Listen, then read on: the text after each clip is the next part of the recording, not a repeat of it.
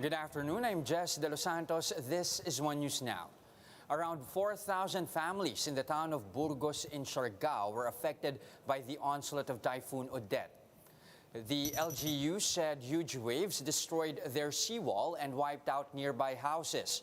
Fortunately, no casualty has been recorded in the area so far after the LGU conducted forced evacuations. Parang mountain ang waves na nagsira ng aming seawall. Kung wala pa ang seawall, siguro maraming patay sa Burgos. Meanwhile, the Environment Department says residents will not be allowed back in coastal areas. Instead, they will be relocated to safer areas and will receive housing assistance from the government.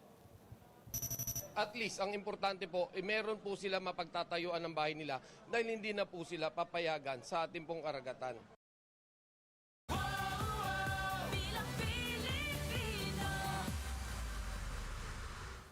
Former Senator Bongbong Marcos tops the list of preferred presidential bets according to a survey conducted by the OCTA research group. Out of the 1,200 respondents, 54% picked Marcos as their top choice for president. Trailing by a wide margin is Vice President Leni Robredo with 14% and Manila Mayor Isko Moreno with 12%. For the vice presidential post, Marcos's running mate, Mayor Sara Duterte, also topped the polls with 50% voter preference.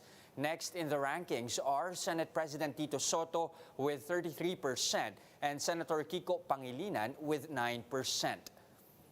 Meanwhile, broadcaster Rafi Tulfo led the senatorial preference survey. He is followed by Cheese Escudero, Alan Peter Cayetano, Loren Legarda, and Migs Zubiri. Rounding up the top 12 are Jejomar Binay, Mark Villar, President Duterte, Jinggoy Estrada, and Senator Win Gatchalian. More stories after this short break. Stay with us.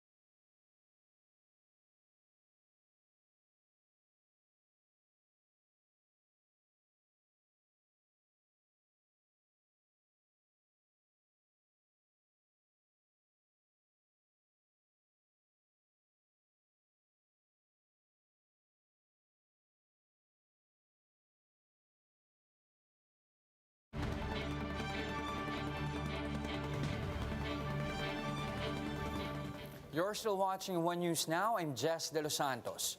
The Philippines has detected its fourth Omicron case in a traveler from the United States. Let's get the details from Jen Calimon reporting via Zoom from Malabon. Jen, what else do we know about this fourth case? Yes, Jeff, this fourth Omicron case is from a 38-year-old female from USA. She arrived at NAIA on December 10 via Philippine Airlines PR127. She had negative pre-departure PCR test on December 7 and was immediately quarantined. She experienced throat itchiness and colds on December 13. She was then swabbed last December 14 and the results tested positive the next day. She was immediately brought to a facility-based quarantine and was released on December 24 while being asymptomatic. The presence of Omicron variant was detected to her after her release, but the DOH said that she remains in home isolation and she will be re-swabbed tomorrow. Yes. Okay, other than that, of course, one other primary concern you have, the health department and other experts noting an uptick in cases in some parts of the country, particularly here in NCR. Run us through which areas. Yes, Jeff. The National Capital Region and the Region 9 showed positive one-week growth rate. NCR, although it is currently at minimal risk case classification with negative two-week growth rate, it showed positive growth in cases in the recent 1 week. And at 49%, and the positivity rate also increased from 0.70% from December 12 to 18 to 1.5% from December 19 to 25. Nationally, Jess, we are still at minimal risk case classification, but the decline in the recent 2 weeks is slower at a negative 36% versus negative 59% reported 3 to 4 weeks ago. Also, the 1 week growth rate nationally is at negative 2% only, which is a very small or very slow decline. Jeff? But it's not only COVID that's on the rise here. You also have cases of diarrhea also increasing specifically in areas hit by Typhoon Odette. What do we know so far, and what's their action plan? Yes, Jess, if I heard your question right, it's about the waterborne diseases in Odette hit areas. Well, there are 16 diarrhea cases in Cebu, in Caraga region. 8 had an acute gastroenteritis in Dinagat Island, and there are 54 diarrhea cases in Siargao District Hospital. These cases were caused by water contamination in Odette hit areas. Now, the DOH has already deployed their epidemiology teams in these areas to assess the situation there. In terms of deaths, Jeff, the DOH has not yet received any reports of death so far. Jeff? Okay, Jen, also in other matters, you have Pfizer shots already being approved for kids aged 5 to 11. When will vaccination start for this age group? Well, Jeff, the DOH has not yet released the guidelines and the date for the inoculation for 5 to 11-year-old. So the agency is advising the LGUs not to give vaccines for these age groups while guidelines are still pending. Jeff? Okay, again, we have to wait for those guidelines from the Health Department. Thank you very much for those updates. Jen Kalimon reporting live from Malabon. A number of families chose to celebrate their Christmas in parks in order to comply with minimum health protocols while bonding with loved ones. JC Cosico with a story. It's a day out for most Filipino families this Christmas. The Padilla family for one attended Christmas Day masses at the St. Pancratius Chapel in Paco Park, Manila. Before sa family, magtipon-tipon, talagang magsisimba muna.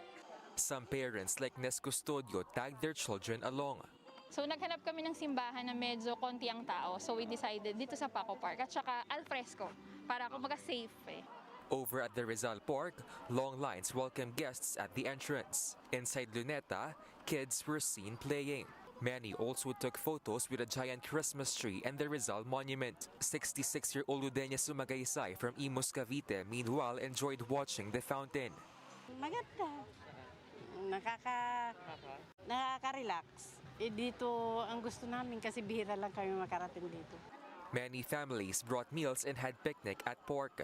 There were also those who came all the way from the province, just like the Noliedo family from Infanta, Quezon. First time lang namin kami nagpunta rito eh. Okay. First time lang kami. Tapos nagkakuha nilang pamilya na dito mag-Christmas. For vendors, this is the opportunity to be able to bounce back from their losses during lockdowns. Siyempre, nakabalik tayo, at least kumikita tayo, hindi gaya ng dati na parang nag-iisip ka kung anong papakain mo sa pamilya mo. Only 3,000 visitors are allowed to enter the Rizal Park at a time for physical distancing. Those aged 18 and below must be accompanied by their parent or guardian. People are allowed to visit regardless of vaccination status from 5 a.m. to 10 p.m. For News 5, JC Cosico, We Are One News. Here's a quick look at today's other top stories. OCTA reports a slight uptick in COVID-19 cases in NCR, but notes that the capital is at low risk for the virus. The group says there's no need to panic yet, although compliance to health protocols should be emphasized. Acting Budget Secretary Tina Canda says President Duterte may sign the proposed 2022 national budget tomorrow. Canda adds that Duterte may veto some items, although she did not specify which ones. And some oil companies have announced a price rollback on petroleum products effective tomorrow. Diesel prices will see a 65 centavo per liter rollback, while a 20 centavo price cut is expected for gasoline. For more updates, visit News 5, the Philippine Star, and Business World online. Visit our website, onenews.ph, for more in-depth analysis. You can also catch One News on the Signal Play app. Register for a free account now at www.signalplay.com and stream One News live anytime, anywhere. Mask on, wash hands, and stay safe. Philippines, I'm Jess De Los Santos. We are One News.